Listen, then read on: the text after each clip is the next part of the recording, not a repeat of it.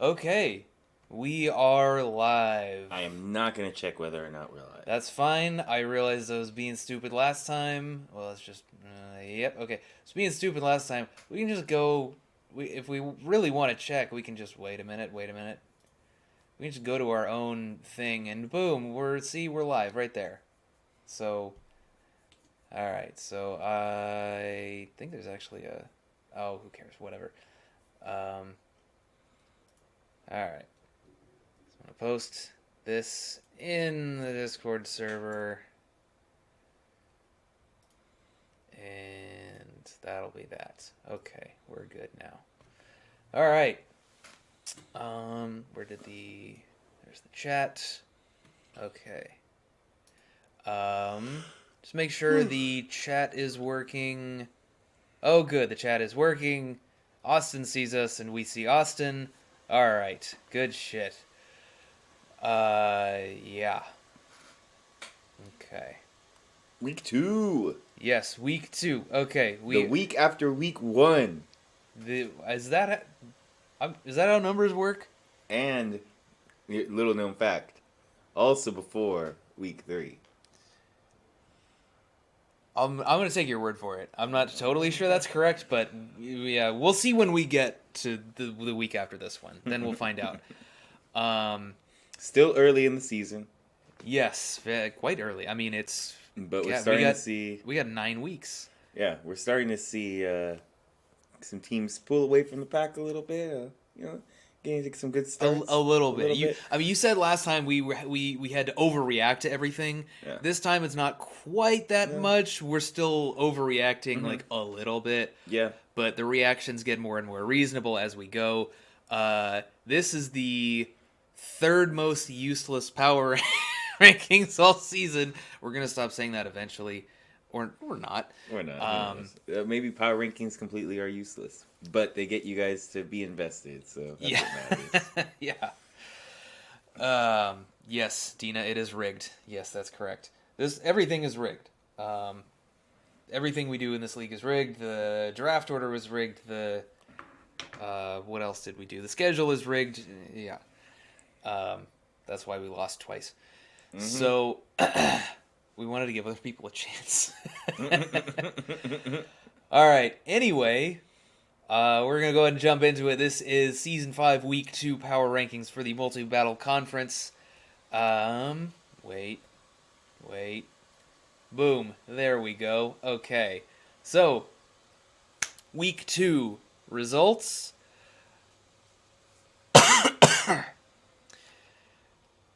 Ben says, I refuse to admit these matter until we win a game. No, they're useless forever. Until we win a game. Anyway, these are our results for week 2. As you can see, there is a green check mark by our winners once again.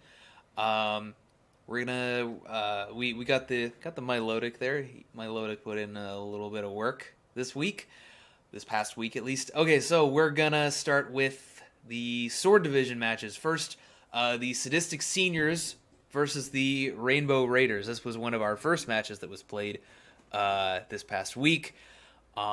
This was it was kind of a ridiculous blowout. From the seniors side, we got to see a number of things. First of all, the Dynamax Starmie. Oh my god, yes. Thank God. I've been waiting to see that thing max.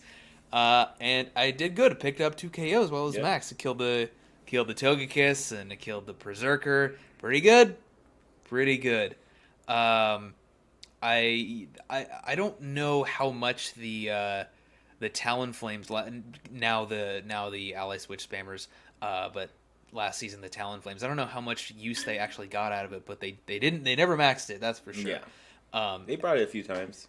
And God, with all the threats on the seniors team, like the thing to max is Starmie. Like I get it, at least, in the matchup against Colossal, but like they did that and Colossal wasn't even on the field and it still worked. Yeah. That was pretty cool. And they did a pretty good job of protecting it. Like they just straight maxed in front of the Grookey and they switched in the Clefairy on the same turn, or Thwackey. Yes, I always always mix up those two. But yeah, they switched in the Clefairy on the same turn just in case it was going to take a Grassy Glide for the Friend Guard boost there. So that was nice. And then again, something else on the senior side that we touched on last time. It's just a revolving door of giant threats. Every single time a new Mon came out, what's going on, Alan? How you doing? Every single time a new Pokemon came out from the seniors side was just, oh shit, we got to deal with that now. It was something threatening a lot of damage. And that's why we gave them that huge threat level grade. I mean, it's just crazy, and they just put on so much pressure the whole time. And the only Mon they lost in this match was Clefairy, which is the thing you're supposed to lose. Yeah, exactly. Coming out from the Raiders side, I think the Raiders had a pretty good showing last week. With this week, I'm not really clear on what their game plan was supposed to be.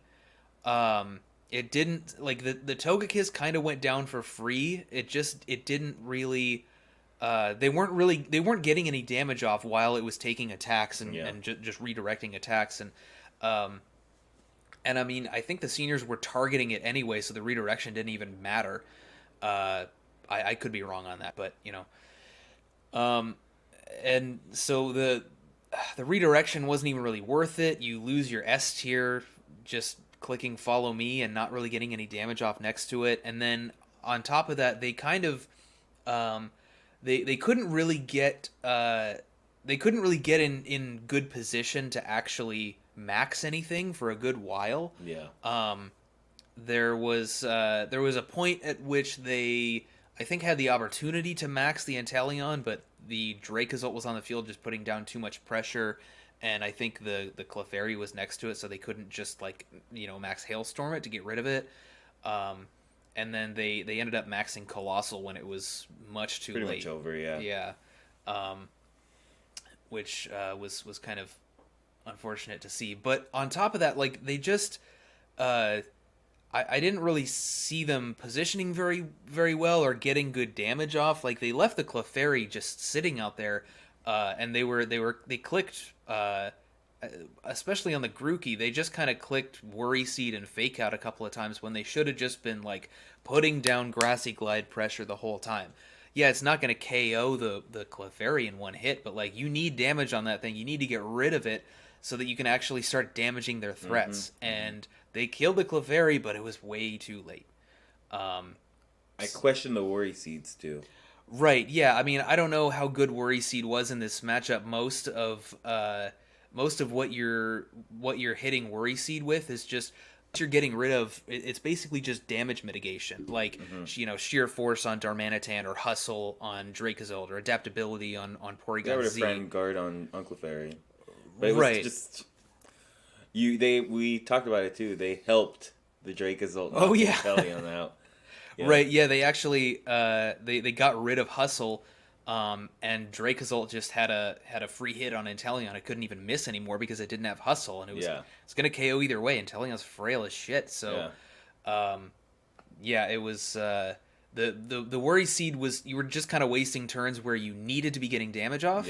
And the getting rid of those abilities honestly wasn't really worth it anyway. If you were gonna play that kind of damage mitigation game, honestly, just, like, set up screens with Togekiss, or it's gonna be a lot. That's gonna be a much better idea, especially if you're going with a more support oriented Togekiss anyway. So, was sort of not really sure what the Raiders were doing. It felt a little bit like their team was falling apart, and the seniors threats just kept hitting the field. Clefairy kept them healthy, and that was that.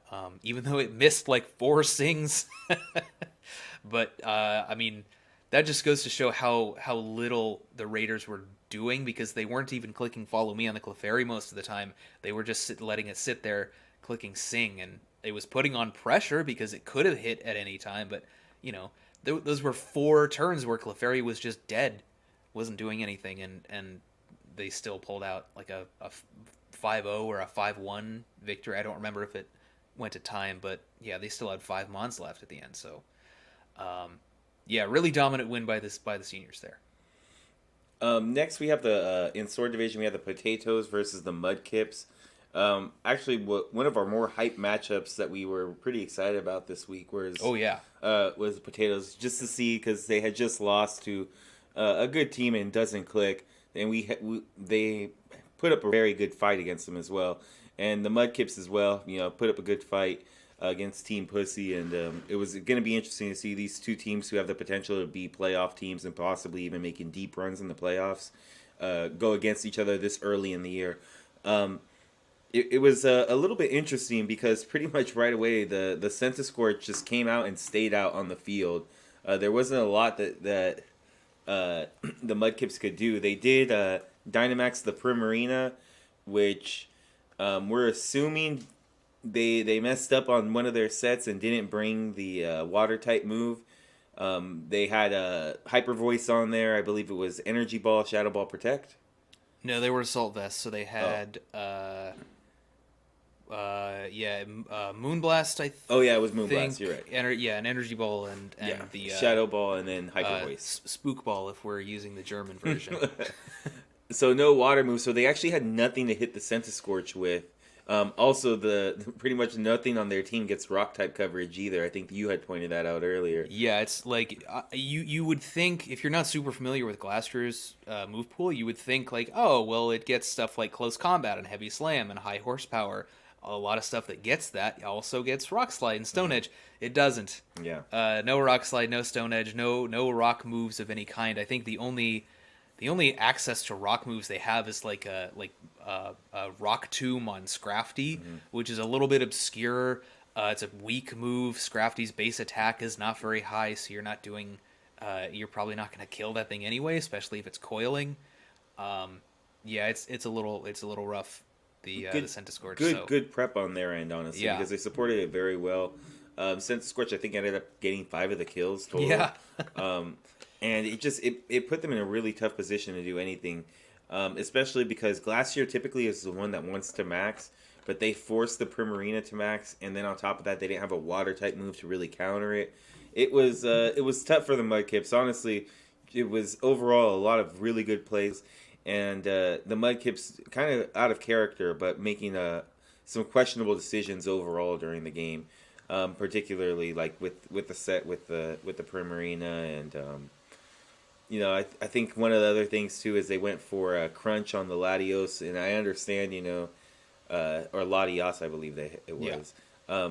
I understand that it was like at 50%, or under 50% at that point, so they didn't want the risk to miss the Icicle Crash. Yeah. But I think you have to anticipate recover there. You know that you're going to be the slowest thing. You've got to make sure you get it, and that allowed us to kind of stay out there and continue to provide decent support. Right. So ultimately, I think it was just a really good game by the Potatoes. I don't even think they had to show Metagross. They had to do any of these things. No, Metagross came out. Did it at the very end? Yeah. Yeah. It didn't get a kill, but like it was there. I think it's also worth mentioning that they did have a genning error. And I don't think they realized that until they got into the battle, because they led with the Rotom Heat and the Riolu. I think they were trying to go for Nasty Plot Follow Me, which would have put him in a better position. But they realized they ended up with Trick instead of the Nasty Plot there. So not ideal. But I guess. This game sort of, I think the Mudkips learned lessons, which can translate into some public service announcements for all players watching and listening. Number one, check your Mons before you go into the battle. I don't care if you gen them yourself. I don't care if you bred them and hyper train them or whatever. I don't care. If you're using the bot or you've got a hack switch and you're using PK Hex all yourself, whatever you're doing, check your Mons before you get into the battle. Make sure you've got the right ability and moves and items and even your EV spreads. I mean, and if you're on PK Hex, set. Right-click, set. To be extra safe, set, click something else and click view, then go back to the thing you were just editing and then click view again to make sure everything... We called that a 3-point test. Yeah. Yeah. Check your shit, man. Yeah. I've heard of this happening a lot. I check my stuff all the time. Never had a problem. So make sure you do that. And then the second one is just Liquid Voice Hyper Voice does not give you Max Geyser, which they know now. That's why people were running Hydro Cannon for a little bit, right? Exactly. That, and it gives you a more powerful Max Geyser than you would otherwise get from something like Scald. So, that's a pretty common thing to do on Primarina. So, the combination of Hydro Cannon and the Hyper Voice, because it essentially how it works is the Hyper Voice turns into a completely separate move. It becomes Max Strike, and it works with stuff like Pixelate, because Pixelate just takes any normal type move and turns it into Fairy. It just takes the Max Strike and registers it as a normal move. Boom, Fairy type. When the Liquid Voice checks for a sound-based move on Max Strike. Max Strike doesn't check that box. It does not. It's a completely separate move. It's a lot like when people were asking in 2019, like, if I use Dark Z with Yveltal's Foul Play, does it use the opponent's attack stat? No, man. It turns into a completely different move. It's Black Hole Eclipse. It's no longer Foul Play. Yeah. Good thing to know about max moves in general. So Dina says we're pro hackers. You are correct. That is why we won the league. Because we checked our Pokemon. We know how to gen. Been hacking my shit since 2014. Never looked back. Okay. Obviously, have never taken them to official tournaments before. I would never do that. I would also never bring them online because that is against TOS. No, you're not allowed to bring them online, and I do not do that either. But for leagues, it gets done. Anyway, are we done with that one? I think we're done with that one. Okay, so Wet n Wild Wailords versus the Dark Web Porygons. Max Airstream onto the Tapu Bulu, which was on the same side as the Bronzong. They ended up getting a crit, which I don't think ended up mattering because they were going for Ice Beam into it anyway, and the Politoed was getting a speed boost from the Airstream, so it was probably going to be outspeeding the Bulu anyway.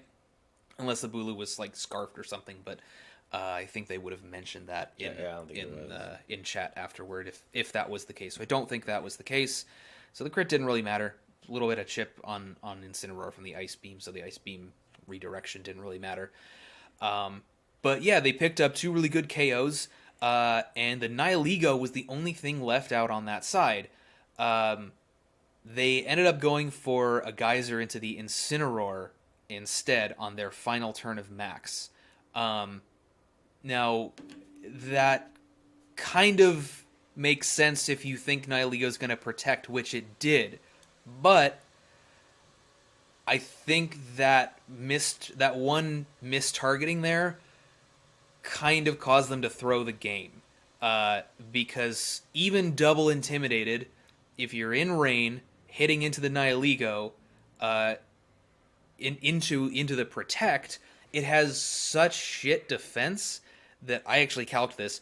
It's even at -2 that Max Geyser in rain from a Life Orb Barraskewda is doing more than half to Nihilego, and it just skated by that turn with full HP, and then it was allowed to max. And based on the Weather Ball damage, I realized that was a crit. But the Weather Ball damage from Politoed, if that had been normal damage, not even a crit, it would still be enough to KO the Dynamax Nihilego after taking that damage from the Geyser through Protect. So and that was the last Pokemon on that side, and it was a big offensive threat against a lot of the stuff that the Porygons had. So I think not hitting into it was a big mistake, because they could have easily just taken it out, and I think they actually win if they target the Nihilego there and make sure it dies. Something that you only think about, right? You're always like, well, I want to get the maximum damage out from this move, So if I predict the protect here, like 99% of the time in any situation, you're absolutely making the best shot by going for the Pokemon that you're predicting isn't going to protect. But you're right. In that case, the little bit of chip damage that they would have got right there, I mean, they got it down to about about 40% from when it was Dynamax to ultimately when it came back out on the field. It was at about 40%. That would have been enough. You mean after the weather ball damage from the that 30%. That weather ball was a crit, but I mean I think the Max guys are through protect plus a non-crit weather ball onto Dynamax Nihilego that would have picked it up. Yeah. And we know that the Politoed was faster than the Nihilego because of the Airstream boost. We saw that. So would have been a great way to completely neutralize that. I think that's another thing that you really have to pay attention to in multi battles. If you can really target down one side, you probably should, and that's a situation where they definitely should have. And at that point, it would have been like I'm not even sure if they had lost a Mon yet, but maybe they did one. I don't think they did. It would have been like 5 or 6 Mons versus 3 all on one side, and at that point, like, what are the Wailords going to do? Yeah, and they were basically able to protect, so that way they can wait for the Dynamax